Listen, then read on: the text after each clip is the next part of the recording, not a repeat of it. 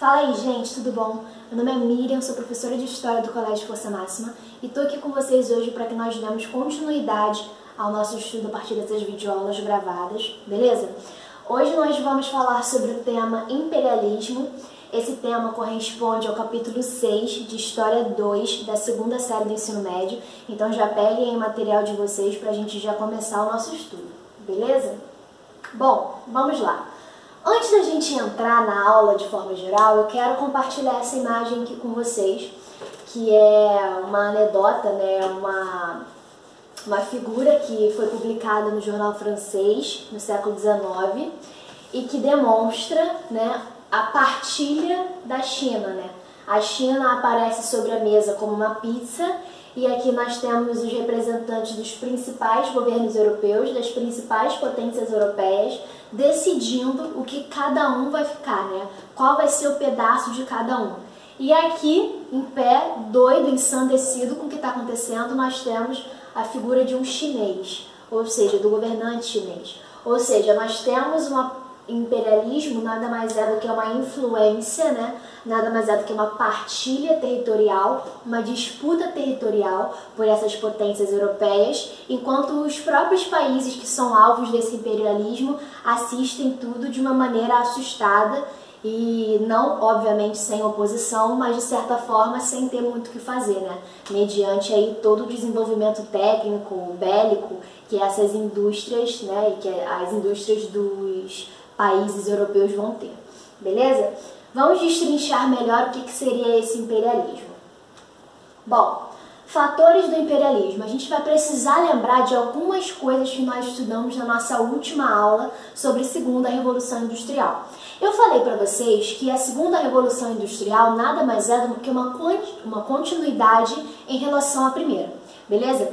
E essa continuidade ela é marcada principalmente, né, pelo aumento, pela deflagração, ou seja, pelo maior número de países aderindo a esse projeto da Revolução Industrial. Então, se a primeira Revolução Industrial é caracterizada principalmente por uma primazia inglesa, a segunda Revolução Industrial vai ser um momento onde essa revolução vai estar se alastrando para diversos territórios, tanto da Europa, tanto da Ásia, quanto da América, beleza? Então a gente vai ter aí um boom dessa revolução industrial no mundo.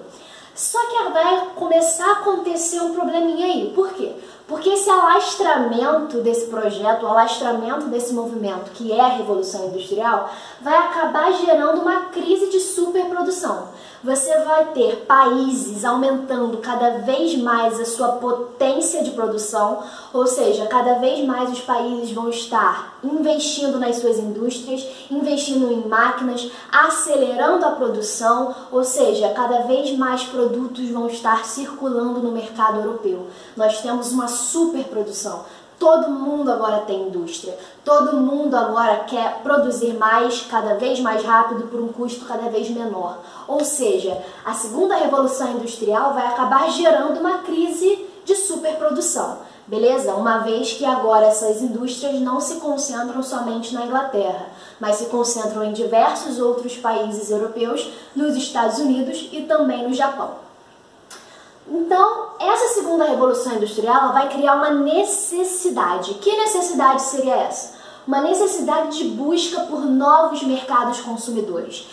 A gente vai precisar de mais pessoas para poder usufruir desses produtos. Esses países ingleses, esses países europeus de forma geral, vão precisar de novas pessoas para consumirem os seus produtos e atenderem a essa dinâmica, né, a essa demanda de superprodução. Porque eles vão precisar que cada vez mais pessoas comprem os seus produtos, porque eles estão cada vez mais produzindo em um nível cada vez maior. Beleza? Então a gente vai despertar aí, a partir dessa segunda revolução industrial, uma necessidade de abertura de novos mercados. Ou seja, precisamos expandir o público para o qual nós estamos vendendo as nossas mercadorias. Aliado a essa necessidade de novos mercados consumidores, vamos ter uma busca por novas regiões fornecedoras de matérias-primas baratas. Gente, Imagina a loucura, todo mundo disputando pelos mesmos produtos, pelas mesmas matérias-primas que eram necessários para os abastecimentos de suas indústrias, beleza? Então, quanto mais a indústria está crescendo, mais carvão vamos precisar, mais petróleo vamos precisar, mais artigos básicos que fornecem a essa indústria a estrutura para o seu funcionamento, nós vamos precisar. E por isso também vai haver uma busca por novas regiões fornecedoras de matérias-primas. Então, qual vai ser o cenário despertado por essa segunda revolução industrial e suas consequências? Nós vamos ter o alastramento desse movimento, que é o movimento de industrialização dos países. Em decorrência disso, nós vamos ter uma crise de superprodução, porque cada vez mais países estão investindo em aumentar o nível de suas produções e, em decorrência disso, cada vez mais produtos estão sendo jogados no mercado. Vamos ter uma necessidade de expansão nesses mercados consumidores, já que a produção está ensandecidamente lá em cima, a gente precisa de mais gente para consumir os nossos produtos. E vamos precisar também de regiões fornecedoras de matérias-primas, para que a gente continue conseguindo produzir esses produtos de uma maneira barata, de forma em que a gente consiga potencializar o lucro desses burgueses industriais. Beleza? Então, a segunda revolução industrial vai ter como consequência essa expansão, que vai acontecer principalmente para os continentes africanos e asiáticos, beleza? Para os povos, do continente africano e para os povos do continente asiático, beleza?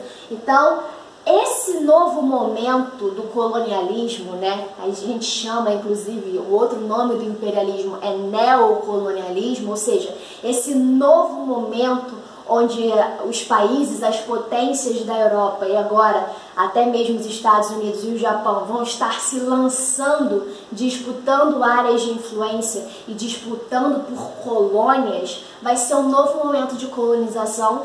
Essa colonização vai ter uma dinâmica um pouco diferenciada, beleza? E por isso que a gente vai chamar ela de imperialismo, que nada mais é do que essa busca dos países que estão passando por esse processo de revolução industrial por novos mercados consumidores e novas regiões fornecedoras de matérias-primas baratas, beleza?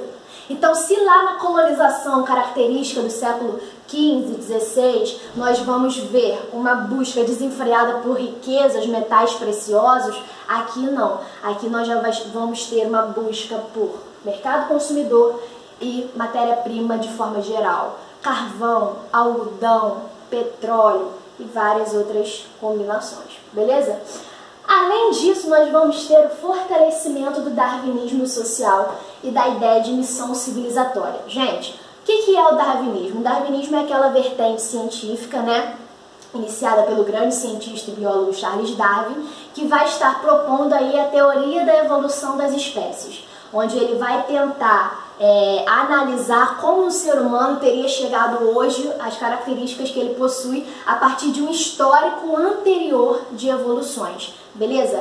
Alguns sociólogos, alguns estudiosos vão pegar desse assunto estudado por Darwin e vão trazer ele para o âmbito social, vão trazer ele para o âmbito da cultura. Como assim, Miriam? Bom, eles vão pensar da seguinte forma: da mesma forma que o ser humano cientificamente, biologicamente está em constante evolução, de acordo com Darwin, socialmente também deveriam existir diferentes graus e diferentes níveis de sociedades mais ou menos evoluídas em relação a outras, beleza?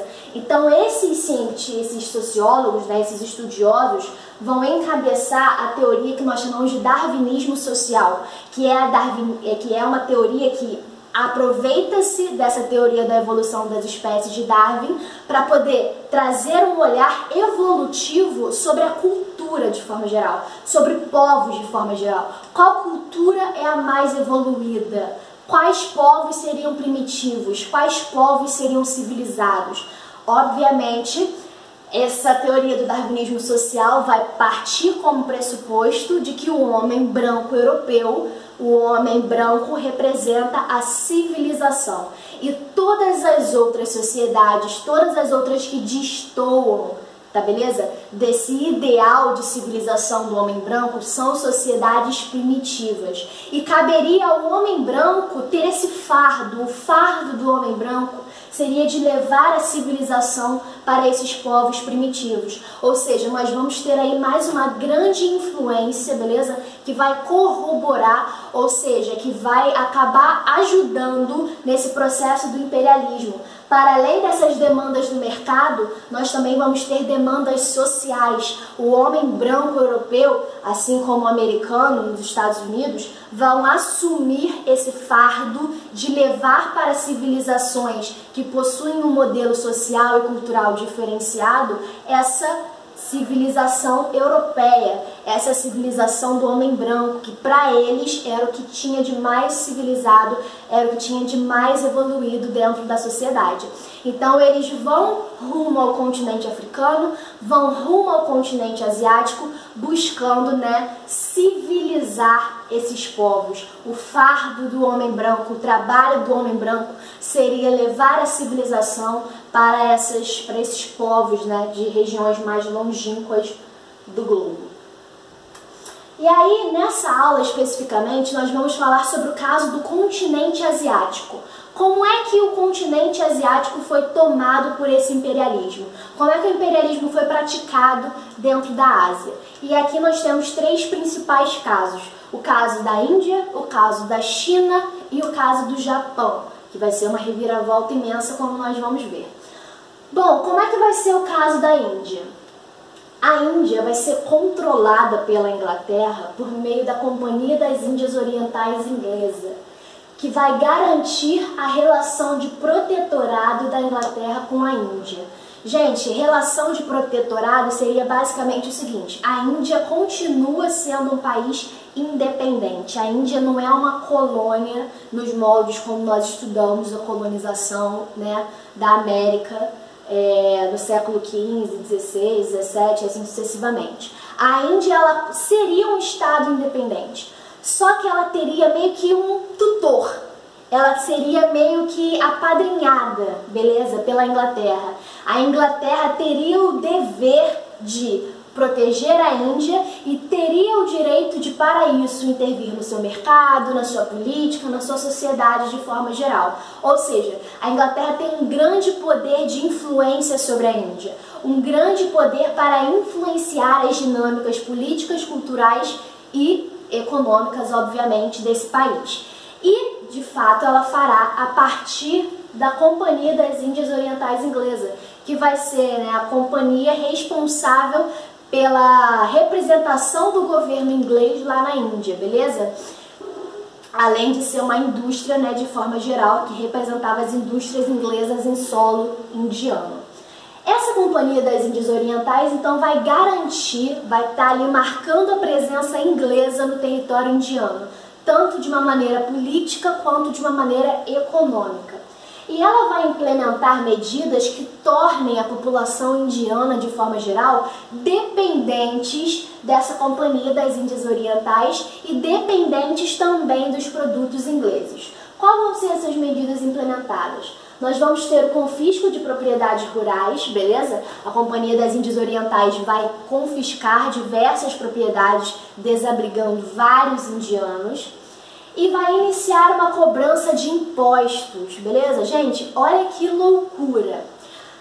Vão começar a ser cobrados tarifas, vão começar a ser cobrados impostos sobre os produtos produzidos localmente. Ou seja, o produto que era feito a partir de manufaturas, as organizações manufatureiras indianas, as pequenas manufaturas indianas produtoras de tecido, ou seja, o comércio indiano de forma local, vai começar a ser taxado com impostos de tarifas alfandegárias, ou seja, os produtos locais que eram produzidos a partir de uma economia local, principalmente aí nós temos o tecido indiano, que sempre foi muito conhecido e que até hoje, né, gera aí um esplendor. É só vocês verem as vestes dos indianos, é coisa de outro mundo, eles produzem tecidos maravilhosos.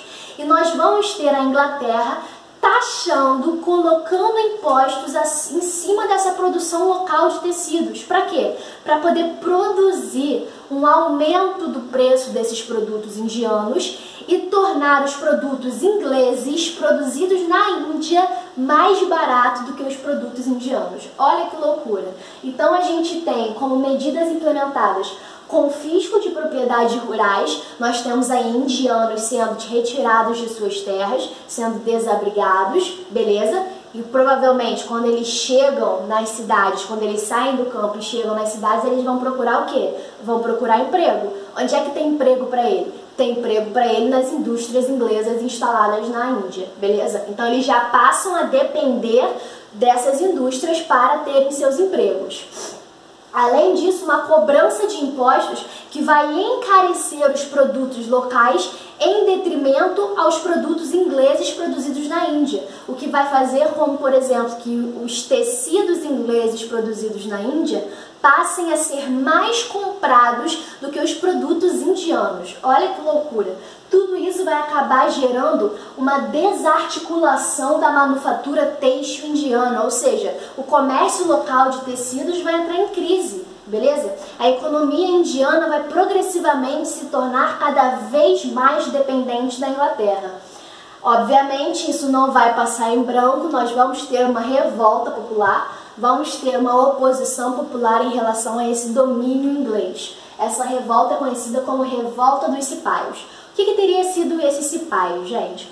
Como eu falei para vocês, a Companhia das Índias Orientais Inglesa, na Índia, né? Ela vai representar um controle político e econômico também. Então, ao mesmo tempo que ela vai cuidar da administração, ela também vai ser responsável pela organização das empresas inglesas que habitavam, né, no solo indiano.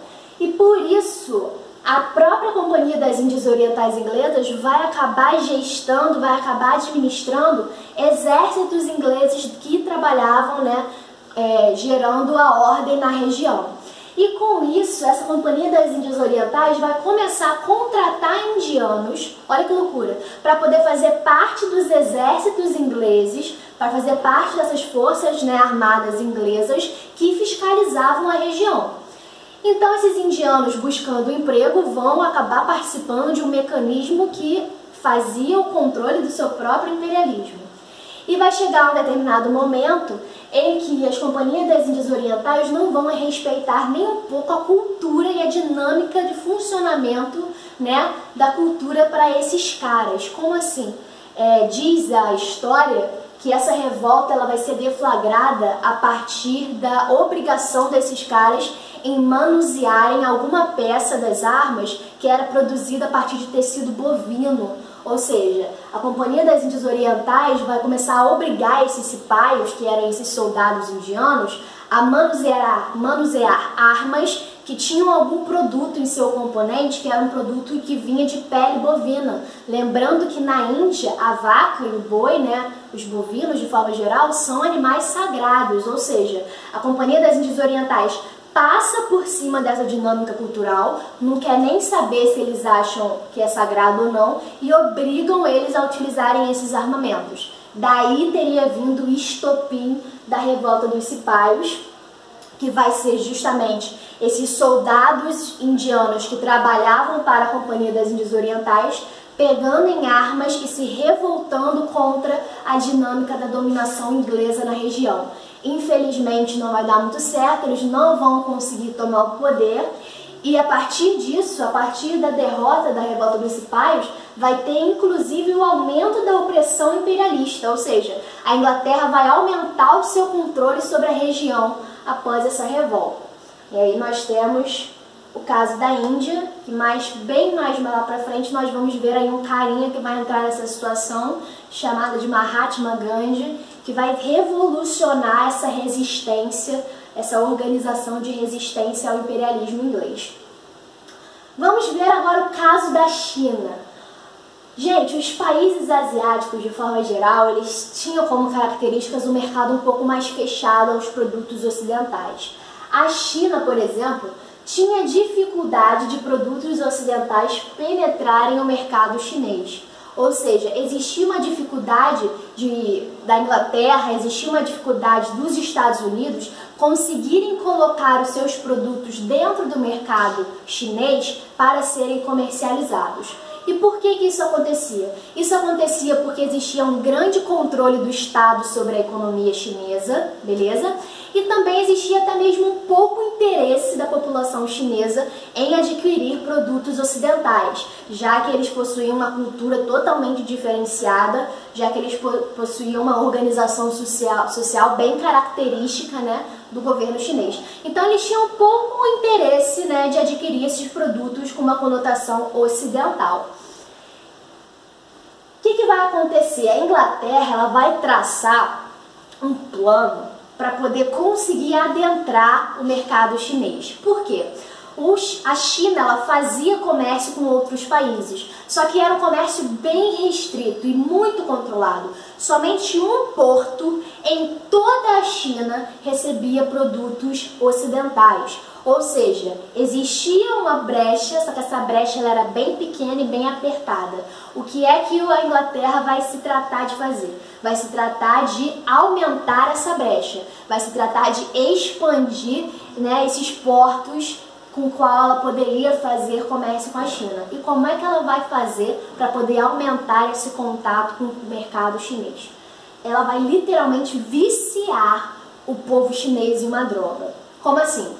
O ópio, gente, ele era usado, é uma droga medicinal que era usado para fins medicinais na China desde o século XVIII. Até aí, segredo nenhum.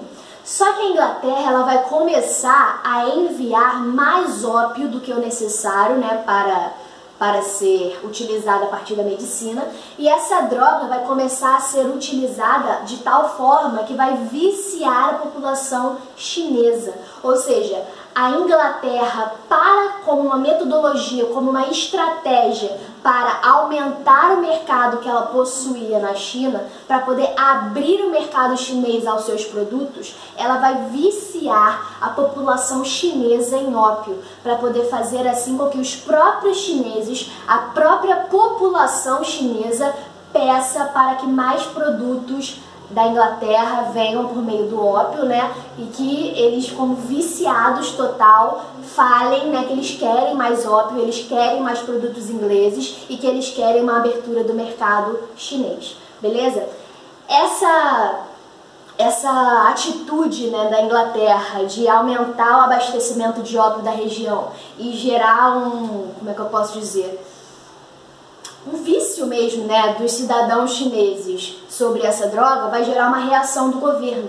O governo chinês vai jogar fora, jogar no mar, muitas caixas de ópio que estavam sendo trazidas, né, para a China, o que vai gerar uma revolta por parte da rainha da Inglaterra, e aí a Inglaterra e a China elas vão entrar em uma guerra por conta desse ópio. Qual é o nome dessa guerra? A Guerra do Ópio. A China perde a guerra, a Inglaterra vence e como produto da sua vitória, qual vai ser a consequência? A partir do Tratado de Nanquim, nós vamos ter a abertura do mercado chinês para o comércio com a Inglaterra. Se antes era um porto só, agora nós vamos ter a abertura de mais 5, progressivamente mais 10 portos para que a China receba cada vez mais produtos ingleses. Ou seja, o que foi essa estratégia, né? A Inglaterra, ela vicia a população chinesa para tornar os chineses dependentes dos produtos ingleses. Foi a forma que ela encontrou para poder despertar a atenção dos chineses em relação a algum produto comercializado por eles. E a partir dessa prerrogativa, e com a vitória na Guerra do Ópio, o Tratado de Nanquim vai oficializar a abertura dos mercados chineses. Também teremos uma oposição popular, primeiro a Revolução de Taiping, que vai ser uma revolução de uma característica mais messiânica, vai ser uma coisa mais milenar, uma coisa mais viajante, mais ligada à religião.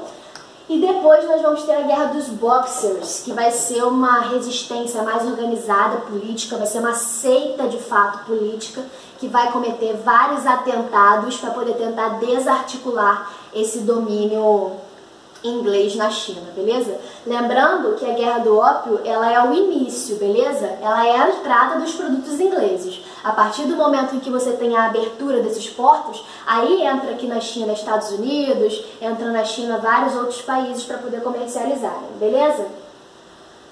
E por último, mas também essencialmente importante, o caso do Japão. Bom, primeiro a gente precisa saber que o Japão no século XIX, ele possui uma estrutura de poder política bem similar ao feudalismo europeu, beleza? Então no século XIX, o Japão ele tinha um poder descentralizado, mas ele também tinha a figura do imperador lá, né, ali fazendo presença.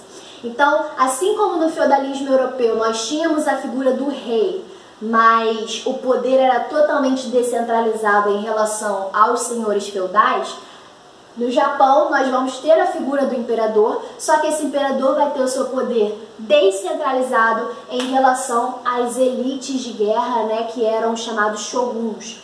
Esse shogunato vai representar uma descentralização política e até mesmo econômica no Japão do século XIX, beleza? Não é uma característica que se inicia no século XIX, não, muito pelo contrário, ela vem de antes, mas no momento em que o imperialismo tem o seu boom, é esse o cenário que o Japão vive, um cenário quase feudal, beleza? Onde o poder é descentralizado, representado pela figura do shogun.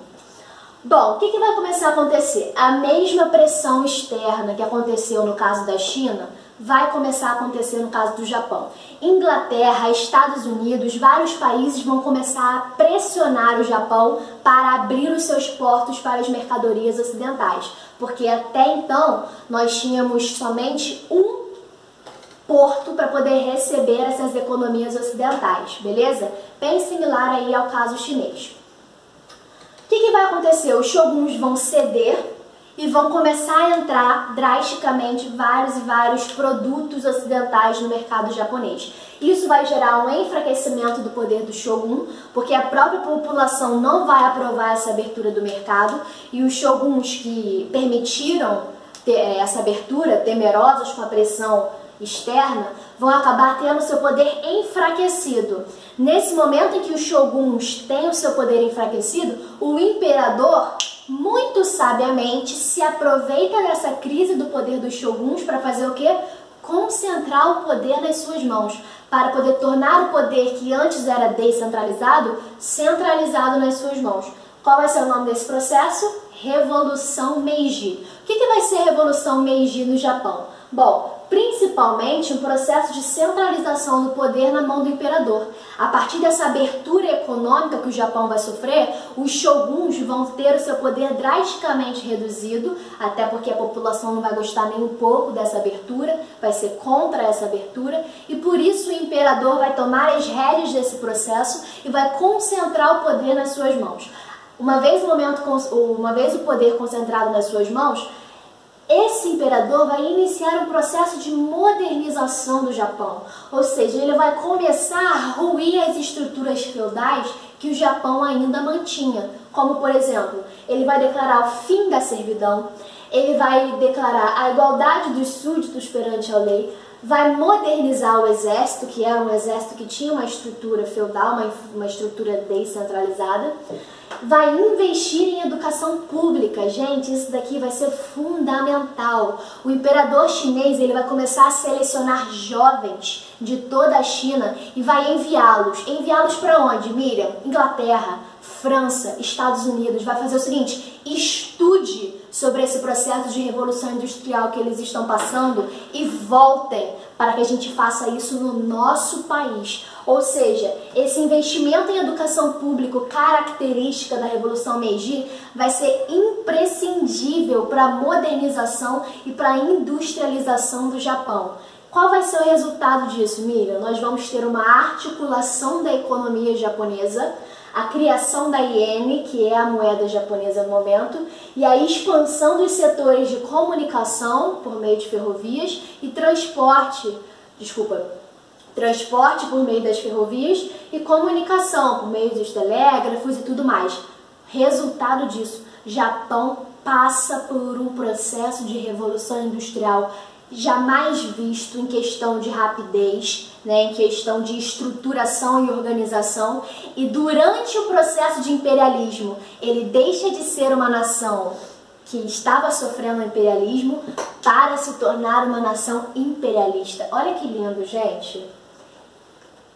E aí, a partir da Revolução Meiji, a modernização do Japão, o Japão deixa de ser uma nação que sofre com o imperialismo para fazer o imperialismo com outras nações. O principal alvo do Japão vai ser a China, beleza? Vamos ter também o surgimento dos zaibatsus, que eram conglomerados industriais organizados por famílias, ou seja, da mesma forma que a gente tem o Japão assimilando esse modelo de revolução industrial, a gente tem eles adaptando para a realidade deles, tanto que as indústrias, esses zaibatsus, eles possuíam uma estrutura familiar. Ou seja, você tem uma revolução industrial, você tem um processo de ocidentalização, mas você tem permanências características da cultura japonesa. E aí o Japão entra na corrida imperialista de cabeça, principalmente a partir da Guerra Russo-Japonesa, onde o Japão vai disputar com a Rússia territórios da Manchúria, territórios da Coreia também, e vai humilhar a grande Rússia nessa guerra, vencendo e se tornando, né, o influenciador desses territórios. Beleza, gente? Eu espero que vocês tenham gostado da aula. Na nossa próxima aula nós vamos falar sobre o caso africano. Espero que vocês tenham compreendido a ideia do imperialismo de forma geral. É isso. Um beijo.